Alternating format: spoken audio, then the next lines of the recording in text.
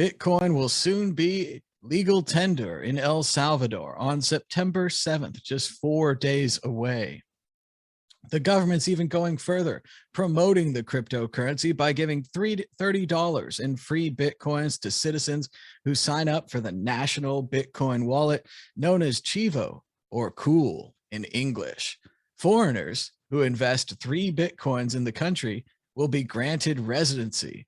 But wait, what kind of country would you live in El Salvador? Anti-Bitcoin law activists arrested in El Salvador. El Salvador police have arrested activist Mario Gomez, a vocal critic of the Bitcoin law, which makes Bitcoin legal tender. Yes, he was arrested, told the newspaper they were unaware of the reason for the arrest. They sent the SWAT team to confiscate his computer. This is one of the problems of living in a dictatorship. Dan Eve, El Salvador, Bitcoin paradise or Bitcoin dictatorship. Don't step out of line. Don't spit on the sidewalk. Be careful where you chew gum. Every other scumbag. Usually I'd think it's really bad when someone gets arrested by the government for getting in the way of something. But because they're rolling out Bitcoin, I'll turn a blind eye. I'll go on the side, I'll what's the word? I'll err on the side of caution and think that he probably was doing something naughty. So I trust the El Salvador government since they're rolling out Bitcoin, because that is a sensible thing. But it's obviously really bad, right? You want Bitcoin to be rolled out legitimately. The last thing you want is for the world to think that there is nefariousness in rolling out Bitcoin. If Bitcoin's already got bad things attached to it, then you don't want it being rolled out with the news that people are being jailed for no reason just for speaking out about it, right? Because Bitcoin's brilliance is in its resilience. Which rhymes, obviously, and the fact is that it can shrug off, and certainly the price of the infrastructure that's being built shrugs off the rumors about nefariousness or the rumors about the environmental impact. So yeah, I think it's sad in a way that's actually happened, because you almost want the El Salvador government to prove the person wrong rather than just arrest them for something. But that's kind of what they do in small government type places. The fact is, it's probably going to bring in a lot of investment. I mean, I'm not sure what the power of an El Salvadorian passport is, but you'll essentially get one for free Bitcoin, right? It'd be interesting to see what it does to the exports in El Salvador. If they're encouraging more services to accept Bitcoin, then for Bitcoiners, people like to cash out in Bitcoin, right? By buying goods and services directly. So if there's more services being offered and goods, for example, from El Salvador, then even if they're at a premium, it might send exports through the roof and be really good for their economy. And obviously, people are moaning about the fact that it's taxpayers that will be paying for some elements of the buyback process, the selling into dollars. But unfortunately, taxes largely get wasted on crap anyway. So, at least if it's making the country wealthier, then there's a kind of flip side to the fact that some taxes are being used to fund the development of Bitcoin with infrastructure within El Salvador. Josh Shigala. I was really disappointed with this. Like, I was going to head over there. I was going to give a tour. I was really excited, but I'm not going to support that. Look, I don't agree with this gentleman. I think it's a great thing for anyone to accept and make legal something that's so brilliant. But to arrest someone for having a point of view, and a loud one even, is so deplorable and goes against everything that the Bitcoin network is even about. It's about immutability, the concept of being immutable. Stop muting people. You muted that guy. What? Because he said something you didn't like? What's wrong with you, man? Like, I'm talking to the dictator here, and that's what you are. Like, if you called this personally, what are you doing, man? Like, have some self-reflection. If you really believe in this technology, there's no need to arrest someone. You just say, oh, well, you know, it's an interesting point of view, and let people discuss it. He's not hurting anyone. What's your problem? It's absolutely deplorable, and you should take a big, long, hard look at yourself, because you're not a credit to your family name. You're a shame to your family name. That's what I have to say about that. And it's sad now, I can never go to El Salvador.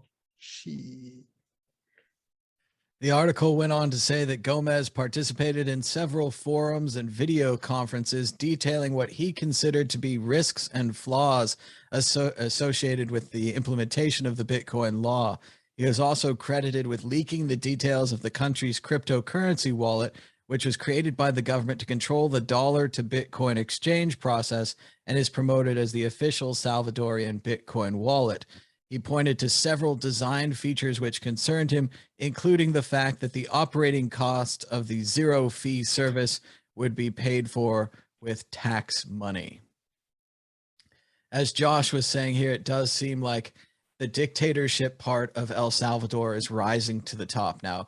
Earlier, when we covered the stories about El Salvador, we went to the Wikipedia and we read about how he came to power. He took power, right? This is a dictatorship. He took power. He punished his enemies. His enemies shut up, and now he's in power. So this was never a very good fit for Bitcoin.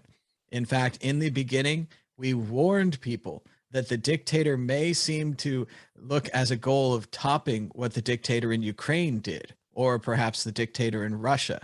They're sneaking out millions of dollars. They're sneaking out millions of dollars through bank accounts and bank systems and all these complicated ways, right? And at the end of the day, the Ukrainian president couldn't take his fancy house with him. And on the day of the revolution, the people busted into the house and they were in awe. They didn't smash it, other than the doors and the windows and such to get in. But once they got in, they filed by and they looked at the wealth that their president had, and they tried to understand it in the concept of their own lives. And I fear with this dictator, with the Bitcoin, if the cash grab's successful, you can fit a lot of Bitcoin in a briefcase. You can fit a lot of Bitcoin in a knapsack or a journal or a piece of paper or anything. And it's possible that we're talking about this in a few months or a few years, about the entire wealth of the country going out the back door, which again, it's a dictatorship. He already owns all the power. He already owns all the wealth. There's a difference between inside the United States or inside the European Union and outside. If you look at the Free State Project, the New Hampshire people, they didn't really want them, and they haven't been nice to them. But they never arrested them just for being free staters. They never arrested them just for having their opinions. They arrested them when they messed with the system and all that kind of stuff, which is a gray area. This guy shouldn't have been arrested, but it's not a surprise if you know anything about El Salvador. And I think it's important for Bitcoiners that we don't do this again. I know Dan's excited about Panama. That might be the one, or some other country, but it's going to take a developed country adopting Bitcoin to get us where we want to go. We're not going to be able to substitute that with some undeveloped country that's just not in the position to do it. Like, we're putting them up on a pedestal, and I fear that we're setting them up for failure to the point that they might not be successful. So watch out for El Salvador. We'll see what's happening soon, but it's good that at least there's one place that's covering it reasonable, where this doesn't stick out to you. This isn't a big surprise for us. This is unfortunate. I wish it didn't happen. I hope he gets out of prison for expressing his idea like we do on this show. Like, when we expressed our ideas about Bitcoin 8-10 years ago, whatever, when we started the show, we could have been arrested if we were in a country that didn't like Bitcoin. We could have been jailed, our computers taken, charges pressed, lawyers needed, huge hassle, right? All the time. Instead, they just let us say whatever we want on the internet. So far, so good in this country that we're in. This is the important thing. This goes all the way back to, you know, Magna Carta. This is the idea of expressing. This is also the base of the scientific method as well, is by expressing doubt and working through issues. It's something that's core to human evolution. and the evolution of ideas. And you know, El Salvador, do the right thing, man. Like you're doing a good thing by bringing this on board. You can save yourself, but don't do stuff like this. This is really not good, man. This is really not good. This isn't what Bitcoin stands for. And anyone that is in Bitcoin cheering them on after this sort of deplorable act, I would say, you know, just cool your boots, man.